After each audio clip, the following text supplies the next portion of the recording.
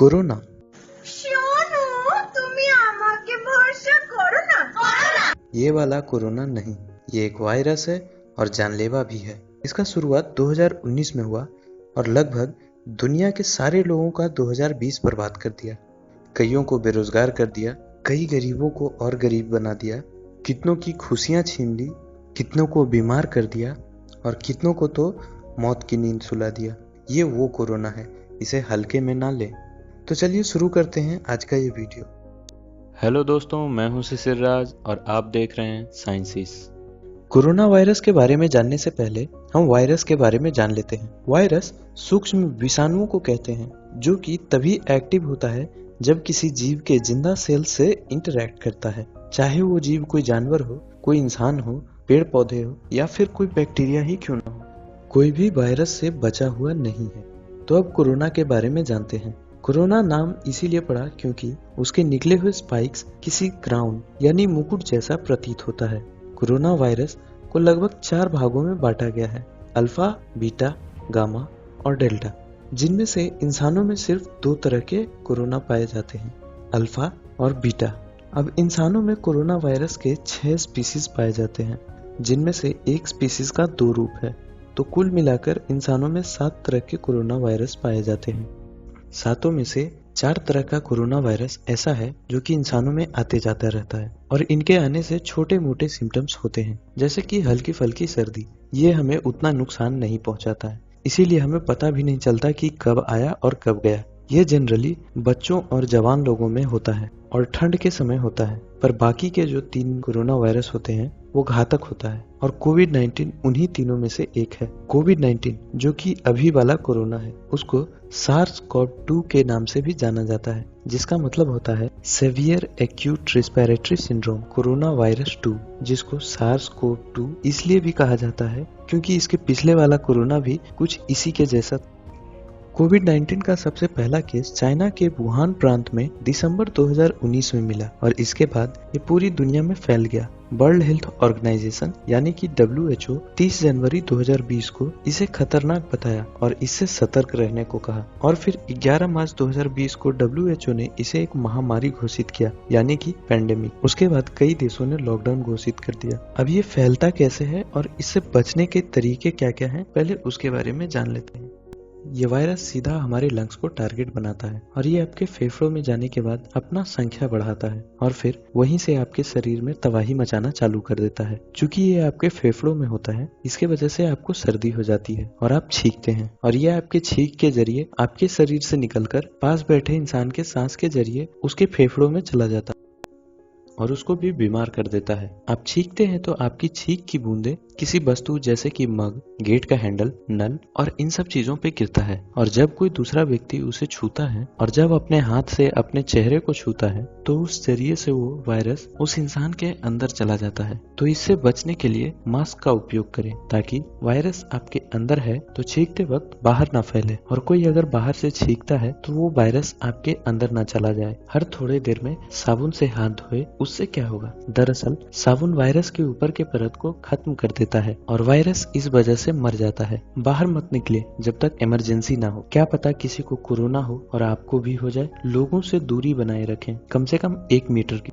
अब हमें कैसे पता चलेगा कि किसी को कोरोना हुआ है कि नहीं, तो आइए इसके लक्षण जान लेते हैं। फीवर यानी बुखार, कफ यानी सर्दी, सांस लेने में दिक्कत, स्वाद की कमी या फिर सुगंध की कमी। यदि इनमें से कोई भी लक्षण दिखे तो तुरंत हॉस्पिटल जाके चेकअप करवाएं और लोगों से दूरी बनाए रखें क्योंकि आपके दोस्त परिवार किसी को भी आपसे फैल सकता है। अगर किसी को कोरोना होता है तो ये सारे लक्षण तुरंत दिखने चालू नहीं होते, इनमें समय लगता है, कम से कम 2 और ज्यादा से ज्यादा 14 दिनों तक का समय। इसलिए तो दूर रहने को कहा जाता है और घर में ही रहने को कहा जाता है क्योंकि आपको पता भी नहीं चलेगा और आप कब बीमार हो जाएंगे और किसी को बीमार कर देंगे। इसलिए घर पे रहें और दूरी बनाए रखें।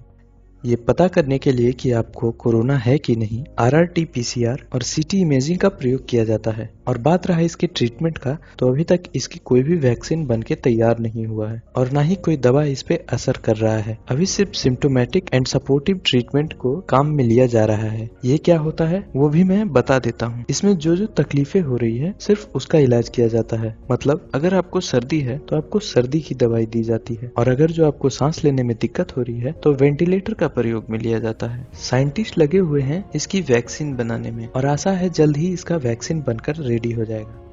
अब आइए आपके कॉन्सेप्ट को थोड़ा और क्लियर कर दें। ये आपके छींकने और खांसने से फैलता है। दूसरा चीज जो ये है कि वायरस कभी भी हवा में नहीं उड़ता। ये वायरस भारी होता है, इसीलिए जब आप छींकते हैं तो ये ज्यादा दूर तक जाता जरूर है पर हवा में नहीं उड़ता है। ये जमीन पे गिरता है या फिर किसी पास के सरफेस पे गिरता है, जैसे कि किसी गेट का हैंडल, नल, मग, कोई भी सामान रखा हो उस पे जाके गिरता है। तो अगर आपके घर में छोटे छोटे बच्चे हों तो उन्हें खास कर बचा कर रखें, क्योंकि बच्चे जमीन पर हाथ रख के चलते हैं। इसलिए घर को ज्यादातर साफ रखने का कोशिश कीजिए। आप तब भी बीमार पड़ सकते हैं जब आप किसी वस्तु को छूते हैं जो कि कॉन्टामिनेटेड है, जैसे कि मग, गेट, विंडो। तो इन सब चीजों को साफ रखें। अगर एक बार वायरस किसी भी जगह पे आपके छींक के द्वारा गिरता है तो वहाँ पे 72 घंटों तक जिंदा रह सकता है। एक चीज और ये है कि हमें अपने पालतू जानवरों से कोई खतरा नहीं है, बल्कि उनको हमसे खतरा हो सकता है, क्योंकि एक रिसर्च के मुताबिक बहुत सारे पालतू जानवर मिले हैं जिनको कोरोना हुआ है और उनके मालिक के द्वारा उनमें फैला है, पर ज्यादातर केसेस बिल्लियों में मिले हैं। एक और चीज है कि जो लोग भी मांस मछली खाते हैं उनको अगर जो ये डर है कि उनको कोरोना हो जाएगा मांस मछली खाने से, तो उनको घबराने की जरूरत नहीं है। कोरोना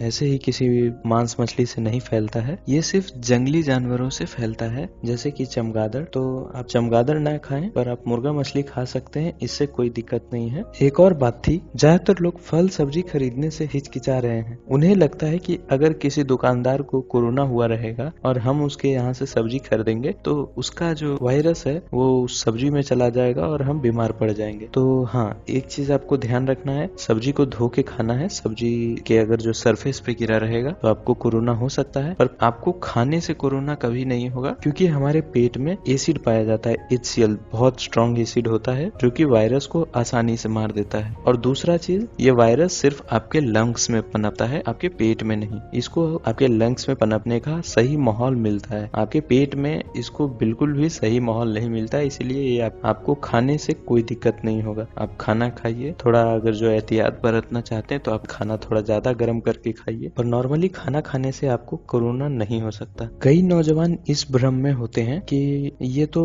बूढ़े बुजुर्गों में ज्यादा होता है, हमें कुछ नहीं होगा। तो आप सतर्क रहिए, ये हर किसी में हो सकता है, बच्चा हो, बुजुर्ग हो। हाँ ये है, आप जल्दी मरिएगा नहीं, पर आपको भी कोरोना हो सकता है। तो समझदारी से काम ले, जोश से नहीं। अगर आपको कोरोना जैसा कोई भी लक्षण दिखे आप में या फिर आपके आसपास में किसी को, तो फिर स्क्रीन पे सेंट्रल हेल्पलाइन नंबर दिया गया है, उस पे कॉल करें या फिर किसी नजदीकी अस्पताल में जाएं। क्वारंटाइन को फॉलो करें, खुद भी सेफ रहें और दूसरों को भी सेफ रखें, कहीं आपके वजह से किसी की जान न चली जाए। अगर आपके पास कोई भी गरीब दिखे तो उसको मदद करें। और दूसरा चीज, कोई भी जानवर दिखे जैसे कि कुत्ता, गाय, ये सब हम लोगों पे ही डिपेंडेंट रहते हैं। हम जो खाना फेंकते हैं उसी के ऊपर निर्भर रहते हैं। अभी इन लोगों को भी कोई खिलाने पिलाने वाला नहीं है, तो कम से कम ये भी ध्यान रखें कि आसपास कोई जानवर वगैरह है तो उसे खिलाएं पिलाएं, या फिर कोई गरीब इंसान है उसकी मदद करें, उसको खिलाएं पिलाएं। तो अपना और अपने परिवार का ख्याल रखें और उनका भी जिनको जरूरत है। धन्यवाद।